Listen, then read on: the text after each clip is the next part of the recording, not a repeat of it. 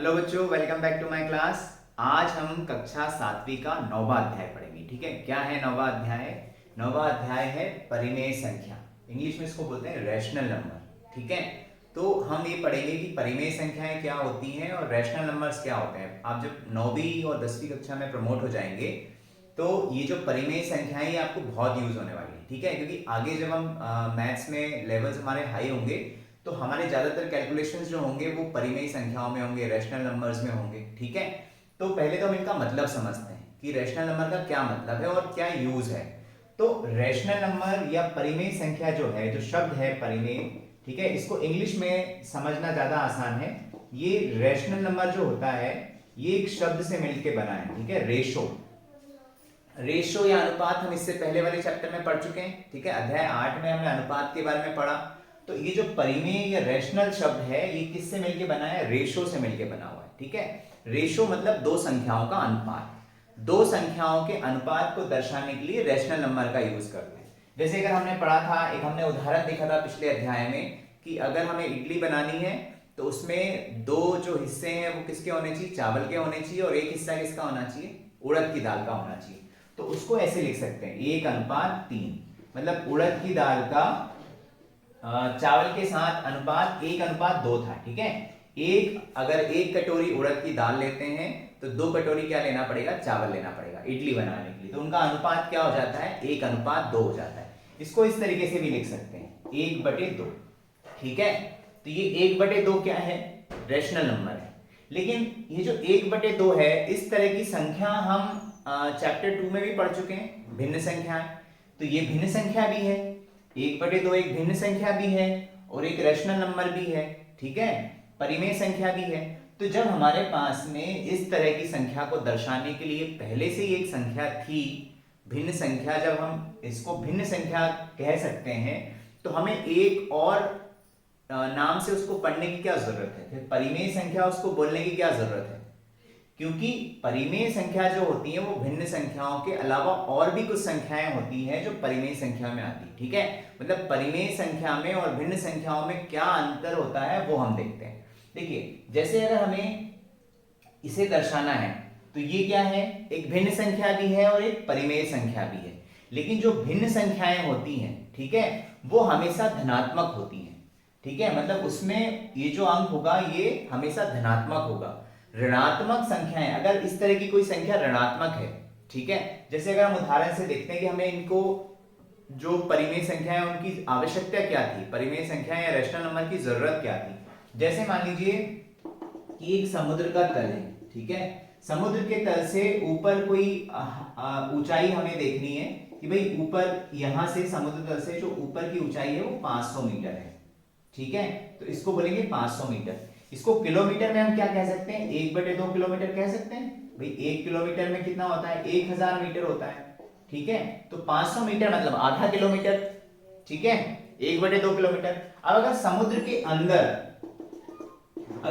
के अंदर भी अगर गहराई बतानी हो इतनी, ठीक है, 1/2 किलोमीटर, तो इसको हम कैसे दर्शाएंगे? तो हम ये देख चुके हैं कि जो पूर्णांक होते हैं उसमें जो चिन्ह होता है वो अलग अलग, अगर विपरीत परिस्थितियां दिखानी है, मतलब एक के अपोजिट अगर हमें कोई चीज दिखानी है तो एक को हम पॉजिटिव दिखाते हैं और एक को नेगेटिव दिखाते हैं। जैसे अगर हम दाहिने साइड चलते हैं, ठीक है, अगर हम यहाँ पे खड़े हुए हैं, अगर हम लेफ्ट बाएं साइड चलेंगे, अगर लेफ्ट साइड वॉक कर रहे हैं और अगर लेफ्ट साइड की जो दूरी है उसको अगर हम धनात्मक दर्शाते हैं, ठीक है, तो जो राइट हैंड साइड में जो दूरी है उसको हम ऋणात्मक दर्शाएंगे। ठीक है, जैसा हम संख्या रेखा पर पढ़ चुके हैं, अगर एक दिशा को हम धनात्मक दर्शाते हैं तो दूसरी दिशा को ऋणात्मक दर्शाते हैं। तो पूर्णांकों में तो हमें पता है कि 0 1 2 3 4 ये धनात्मक संख्याएं होती हैं और फिर -1 -2 -3 ये ऋणात्मक संख्याएं होती हैं। लेकिन भिन्न संख्याओं में हमने जो पढ़ा, भिन्न संख्याएं केवल धनात्मक होती हैं। ठीक है, भिन्न क्या होता है? किसी भी चीज का एक हिस्सा होता है, तो वो हमेशा क्या होती है? धनात्मक संख्याएं होती हैं। लेकिन अगर भिन्नात्मक रूप में इस तरह के फ्रैक्शनल फॉर्म में कोई संख्या अगर ऋणात्मक दर्शानी हो तो फिर हमारे पास उसको दर्शाने के लिए कोई संख्या नहीं है। तो उन्हीं संख्याओं के लिए परिमेय संख्याएं दी गई। ठीक है, एक नई संख्या जो इस कैटेगरी में आती है, जो इस तरह की संख्याएं होती है, मतलब जो धनात्मक और ऋणात्मक भिन्न होते हैं, उन सबको अगर मिला दिया जाए तो क्या बन जाती हैं? परिमेय संख्याएं बन जाती हैं। तो ऊपर अगर हम +1/2 किलोमीटर दिखा रहे हैं तो नीचे हम इसको क्या लिख सकते हैं, ऋण 1/2 किलोमीटर। ठीक है, तो जो परिमेय संख्याएं होती हैं उसमें धनात्मक भिन्न भी होते हैं और ऋणात्मक भिन्न भी होते हैं। ठीक है, मतलब सारे के सारे जितनी भी भिन्न संख्याएं हैं वो सब परिमेय संख्याएं होती हैं। ठीक है, और उनके जो ऋणात्मक जो नंबर्स होते हैं, जो नेगेटिव नंबर्स होते हैं, उनको भी अगर हम मिला दें तो क्या बन जाती हैं, परिमेय संख्याएं बन जाती है। अब मान लो कोई पूर्णांक है, मान लीजिए कोई नंबर है -2। ठीक है, तो -2 को हम क्या लिख सकते हैं, क्या ये एक परिमेय संख्या के रूप में हम इसको लिख सकते हैं? बिल्कुल लिख सकते हैं। इसको हम -2/1 लिख सकते हैं। ठीक है, तो ये पूर्णांक किसमें बदल गया, एक परिमेय संख्या के रूप में बदल गया। मतलब सारे पूर्णांकों को हम परिमेय संख्या के रूप में लिख सकते हैं। ठीक है, तो इसीलिए जो सारे के सारे जो ऋणात्मक भिन्न होते हैं और धनात्मक भिन्न होते हैं, तो ऋणात्मक भिन्नों को दर्शाने के लिए ही परिमेय संख्याओं की आवश्यकता पड़ती है। ठीक है, अब इसके बाद में हम जो अब ये जो हम पढ़ रहे हैं, ठीक है, इसको हम क्या कर रहे हैं, P/Q के रूप में लिख रहे हैं। ठीक है, P/Q मतलब ऊपर एक नंबर है और नीचे एक नंबर है। ये दोनों नंबर कैसे हैं, पूर्णांक हैं। ठीक है, इंटीजर्स हैं, मतलब ये पॉजिटिव भी हो सकते हैं, नेगेटिव भी हो सकते हैं। ठीक है, P और Q पूर्णांक है, कोई भी नंबर हो सकता है, धनात्मक नंबर भी होता है, ऋणात्मक नंबर भी हो सकता है। इसमें हमने भिन्न में जो पढ़ा था, इसको वैसे ही बोलते हैं, इसको बोलते हैं अंश, इंग्लिश में इसको बोलते हैं न्यूमरेटर। ठीक है, और नीचे वाले नंबर को हिंदी में बोलते हैं हर, और इंग्लिश में इसको बोलते हैं डिनोमिनेटर। ठीक है, तो अब जो प्रश्नावली है, जो 9.1 और 9.2 जो प्रश्नावली है, उसमें हम इस पर आधारित जो रैशनल नंबर्स होते हैं, परिमेय संख्याएं होती हैं, उस पर आधारित प्रश्नों को हम करेंगे। तो इसमें जितनी भी कैलकुलेशंस हैं, जितने भी गुणा भाग जोड़ घटाना जो भी होगा, वो वैसे ही होगा जैसा भिन्न संख्याओं में होता है। ठीक है, तो आपको इस चैप्टर को पढ़ने के पहले एक बार भिन्न संख्याओं वाला जो चैप्टर है, ठीक है, उसके वीडियो की लिंक यहाँ पे नजर आ रही होगी, जो एक 20-30 मिनट का वीडियो है जिसमें मैंने भिन्न संख्याओं के जोड़ घटाना गुणा भाग के बारे में बताया था, वो आप जरूर देख लीजिए। तो उसको देखने के बाद में इस चैप्टर में जितने भी हम कैलकुलेशंस करेंगे वो आपके लिए बहुत आसान हो जाएंगे। ठीक है, अब हम परिमेय संख्या पर आधारित प्रश्नावली 9.1 के प्रश्न को हल करेंगे। ठीक है, पहला प्रश्न है, निम्नलिखित परिमेय संख्याओं के बीच में 5 परिमेय संख्याएं लिखिए। 4 प्रश्न हमें दिए हुए हैं। इन 4 प्रश्नों में हमें क्या करना है कि ये परिमेय संख्याएं दी हुई हैं। ठीक है, तो इनके बीच में हमें 5 परिमेय संख्याएं लिखनी है। जैसे पहले प्रश्न में दिया हुआ है -1 और 0, तो ये दोनों तो वैसे पूर्णांक हैं। -1 भी एक इंटीजर है, पूर्णांक है, और 0 भी पूर्णांक है। ठीक है, इंटीजर है। तो हमें इनके बीच में क्या लिखनी है, परिमेय संख्याएं लिखनी है। तो हमने अभी देखा कि जो पूर्णांक होते हैं उनको भी हम क्या कर सकते हैं, परिमेय संख्या के रूप में लिख सकते हैं। तो देखिए, इनको अगर हमें परिमेय संख्या के रूप में लिखना है तो हमें क्या करना पड़ेगा, पहले तो इनको परिमेय संख्या, इनके बीच में हमें परिमेय संख्या लिखनी है, तो पहले हम इनको परिमेय संख्या के रूप में लिख लेंगे। अब हमें 5 परिमेय संख्याएं दर्शानी है। ठीक है, तो हम क्या करते हैं, इनके 6 हिस्से कर देते हैं। तो हम क्या कर सकते हैं भाई, इसको हम -1 को 6/6 लिख सकते हैं। ठीक है, हमने ऊपर भी नीचे क्या कर दिया, इसको बटे में 6 लिख दिया। ठीक है, -1 के ऊपर भी 6 का गुणा कर दिया, नीचे भी 6 का गुणा कर दिया। ठीक है, तो ऊपर नीचे अगर हम एक ही संख्या का गुणा करेंगे तो उससे मान नहीं बदलेगा, 6 से 6 का भाग चला जाएगा तो -1 आएगा। और 0 में अगर आप 6 का भाग कर देंगे तो 0 में आप किसी से भी भाग कर दीजिए, 0 ही आएगा। ठीक है, तो हमें 5 संख्याएं लिखनी थी, इसलिए इनके बीच में 5 लिखनी थी, तो हमने क्या किया, इसको 6 से गुणा कर दिया ऊपर नीचे, इसमें भी 6 से ऊपर नीचे गुणा कर दिया तो 0 ही रहने वाला है। अब देखिए, ये -6 है, तो अब हम नीचे तो बराबर आ गए। अब क्या होगा, जैसे मान लीजिए यहाँ पे 0 है, संख्या रेखा हम पढ़ चुके हैं। ठीक है, पहले अध्याय में। अब ये 0 है और यहाँ पर क्या है, -6 है, नीचे तो सेम है। ठीक है, तो क्या होगा, अब हम 6 के पहले क्या आता है, -5, -4, -3, -2 और -1। ठीक है, इधर भी इसी तरीके से स्टार्ट आएगा, 0, -1, -2, -3, -4, -5 और -6। ठीक है, इस तरह से सीक्वेंस आता है। नीचे वाले को अगर हम सेम है थोड़ी देर के लिए भूल जाए तो ऊपर का सीक्वेंस ये हो जाएगा। ठीक है, तो 0 से बड़ा क्या होता है, -1/6। इससे बड़ा क्या होता है, ठीक है, इससे बड़ा क्या होगा,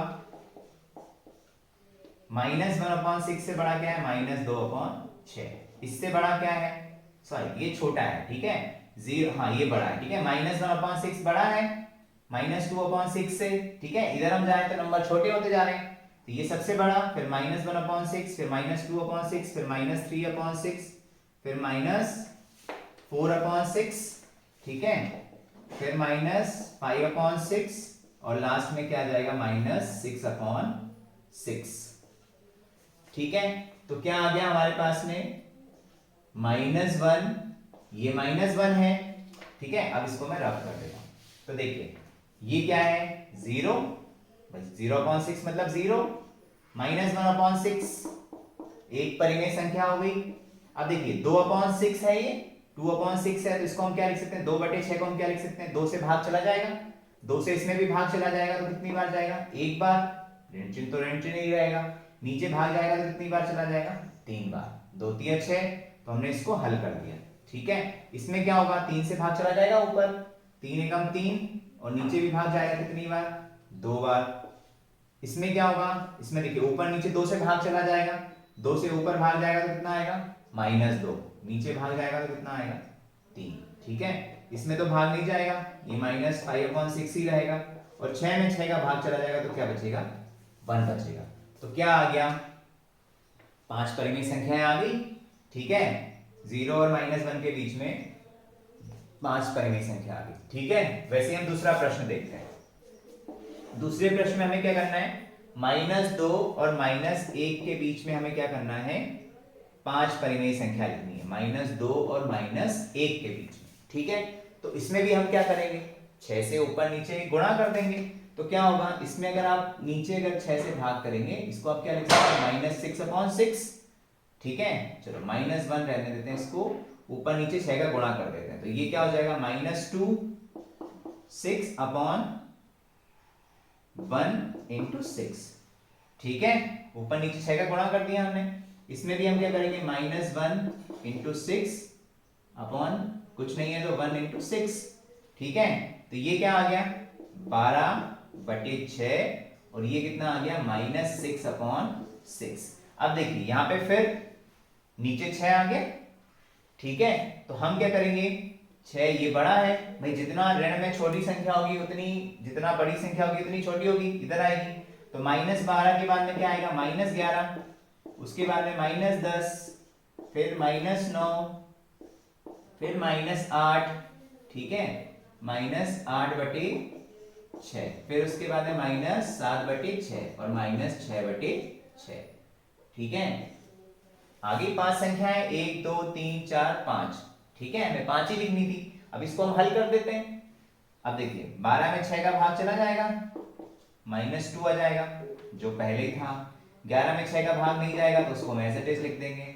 इसमें जाएगा क्या किसी से भाग, दोनों में 2 से जाएगा, 10 में कितनी बार जाएगा, 5 बार, और यहाँ पे 6 में कितनी बार जाएगा, 3 बार, ठीक है। वैसे यहाँ पे देखिए ऊपर 9 है, नीचे 6 है, तो 3 से भाग जाएगा ऊपर नीचे, ऊपर जाएगा कितनी बार, 3 × 9, नीचे कितनी बार जाएगा, 2 बार।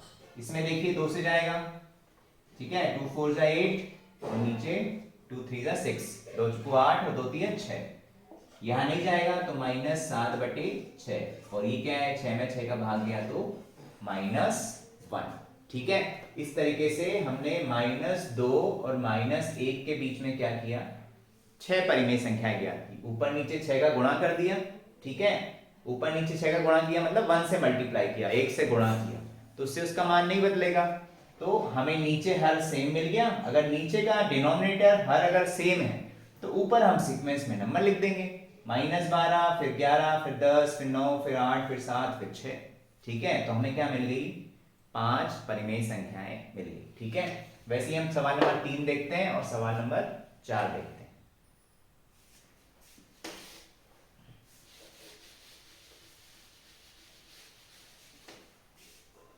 सवाल नंबर 3 क्या है, -4,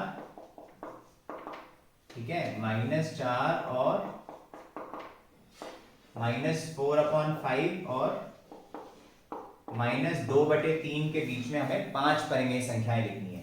तो यहां पर देखिए, यहां पर हमें अगर हर को सेम बनाना है, ठीक है। यहाँ पर ये तो पूर्णांक थी, ठीक है, तो हमने ऊपर नीचे 6 से गुणा कर लिया क्योंकि हमें 5 संख्याएं लिखनी थी। लेकिन इस केस में हम क्या करेंगे, जब भी अगर हमें इनके बीच में अगर कुछ संख्याएं लिखनी है तो हमें हर को सेम बनाना पड़ेगा। और हम हर किसके बराबर बनाएंगे, जो हर के दोनों नंबर, दोनों के जो हर हैं उनके एलसीएम के बराबर, ठीक है। जैसा हम भिन्न संख्याओं में करते थे वैसे ही हम यहाँ करेंगे, ठीक है। तो 5 और 3 का क्या लेंगे, एलसीएम। तो 5 और 3 का एलसीएम क्या आएगा, एलसीएम निकालना आपको आता है, ठीक है। अगर एलसीएम आपको निकालना नहीं आता तो एलसीएम वाला वीडियो जिसका लिंक ऊपर दिख रहा है वो आप जाके देख सकते हैं, ठीक है। तो 5 और 3 का एलसीएम कितना आएगा, 15 आएगा, ठीक है। 5 और 3 का एलसीएम कितना आएगा, 15 आएगा। तो हम क्या करेंगे, दोनों के हर को क्या बनाएंगे, 15 बनाएंगे। अब देखिए -4/5 है, इसके हर को अगर मुझे 15 बनाना है, 15 बनाना है, तो मुझे किससे मल्टीप्लाई करना पड़ेगा, सपोज मुझे नहीं पता, तो हम 15 को जो एलसीएम है उसको 5 से डिवाइड करेंगे। कितना जाएगा, 15 में 5 का भाग देंगे तो 3 आएगा। तो 3 का गुणा करेंगे नीचे भी और ऊपर भी, बन गया 15। वैसे ही हमें इसको 15 बनाना है तो क्या करेंगे, ऊपर और नीचे 15 में आप 3 का भाग देके देखिए कितना आएगा, 5 आएगा, ठीक है। तो ऊपर नीचे क्या करेंगे, हम 5 से गुणा करेंगे, ठीक है। तो -2/3, ऊपर भी 5 से गुणा करेंगे और नीचे भी 5 से गुणा करेंगे, तो हो गया 3 5 जा 15, 3 5 15। तो ये कितना आ गया, -12/15, और ये कितना आ गया, -10/15। अब देखिए यहां पर क्या होगा कि हमें लिखनी है 5 संख्याएं, ठीक है। तो अगर हमें 5 संख्याएं लिखनी है तो इसमें पूरा हो पाएगा क्या, ये -12 है और ये -10 है, तो -12 से अगर आएंगे तो 11 और 10, एक ही परिमेय संख्या लिख पाएंगे। तो हम क्या करेंगे, इसमें फिर ऊपर नीचे किसी और संख्या से गुणा कर लेंगे, ठीक है, इसको और बढ़ा लेंगे। तो किससे गुणा कर सकते हैं भाई, आप 2 से गुणा कर लीजिए, ठीक है। अगर आप 2 से गुणा करते हैं तो ये कितना हो जाएगा, 24, और ये कितना हो जाएगा 20। तो नीचे तो 30 हो जाएगा, ठीक है, लेकिन 24 और 20 के बीच में भी हमें 5 संख्याएं नहीं मिलेंगी। 24 और 20 के बीच में हमें 3 ही मिल पाएंगी, 21, 22 और 23। तो हम 3 से गुणा करते हैं, ठीक है। ऊपर नीचे हम किसी एक, पहले तो हमने इनके हर को बराबर बना लिया, ठीक है, हर को हम एलसीएम के बराबर बनाएंगे। उसके बाद में हमारी मतलब रिक्वायरमेंट के हिसाब से, हमारी आवश्यकता के अनुसार हम ऊपर नीचे एक ही संख्या से गुणा कर सकते हैं, क्योंकि ऊपर नीचे एक ही संख्या से गुणा करने पर उसका मान तो बदलेगा नहीं। तो हम क्या करेंगे, 2 से गुणा करने पर भी नहीं काम बन रहा है, तो हम क्या करेंगे, फिर से 3 से गुणा करते हैं, इसमें भी 3 से कर देंगे और इसमें भी 3 से गुणा कर देंगे। भाई ऊपर /नीचे एक ही संख्या से गुणा करने पे मान तो बदलेगा नहीं, ठीक है। तो ये कितना हो गया, -36 45, ठीक है, -30/45। अब देखिए नीचे 45 है, यहाँ पे 36 और 30 है, तो 36 और 30 के बीच में हमें 5 संख्याएं मिल जाएंगी, ठीक है। तो क्या होंगी, 36 से बड़ा क्या होगा, 35/45, फिर 34/45, फिर 33/45, 32/45 और 31/45, और यहाँ पे क्या था, 30/45, ठीक है। तो 30/45 और 36/45 के बीच में हमें 5 संख्याएं मिल गई। 5 लिखनी थी, अगर हमें मान लो 10 दिया जाता कि 10 संख्याएं लिखो, तो हम इसको और बढ़ा लेते, ऊपर नीचे और किसी संख्या से गुणा कर देते, जब हमें 10 मिलना चाहिए बीच में अंक, ठीक है। अब इसको हम हल करते हैं, इसमें किसी एक ही संख्या से भाग जाएगा क्या, जाएगा, किससे जाएगा, 3 से भाग जाएगा, ठीक है। 3 से भाग, 9 से भाग चला जाएगा, ठीक है। तो 9 से भाग जाएगा तो ऊपर कितना आएगा, 4, 9 चौके 36, और नीचे कितना आएगा 5, 9 4 जा 45, यही संख्या है, ठीक है। इसमें 5 से भाग जाएगा 7/9, इसमें जाएगा क्या, किसी एक ही संख्या से भाग नहीं जाएगा, तो इसको हम एज इट इज लिख देते हैं। इसमें जाएगा, इसमें 3 से भाग जाएगा तो -11/15, ठीक है। 3 से क्या, 11 3 33, 15 3 45, इसमें जाएगा क्या, इसमें नहीं जाएगा, तो इसको हम एज इट इज लिख देते हैं, ठीक है। इसमें जाएगा, इसमें भी नहीं जाएगा, तो इसको भी हम ऐसे ही लिख देते हैं।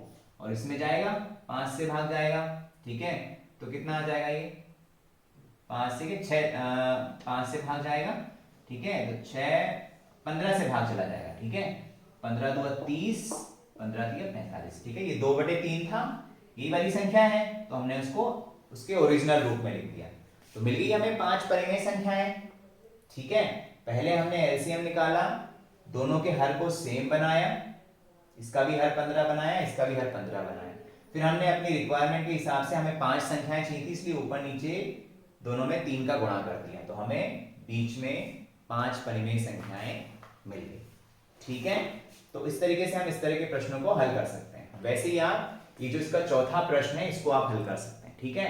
इसके बीच में आपको परिमेय संख्या लिखनी है, 2 और 3 का एलसीएम लीजिए, कितना आएगा 6, तो इसका हर 6 बनाना है, तो इसमें आप ऊपर किसका गुणा करेंगे 3 का, इसमें भी किसका गुणा करेंगे 3 का, तो ये हो जाएगा -3/6, और ये क्या हो जाएगा, ऊपर 2 का गुणा करेंगे, नीचे 2 का गुणा करेंगे, ठीक है।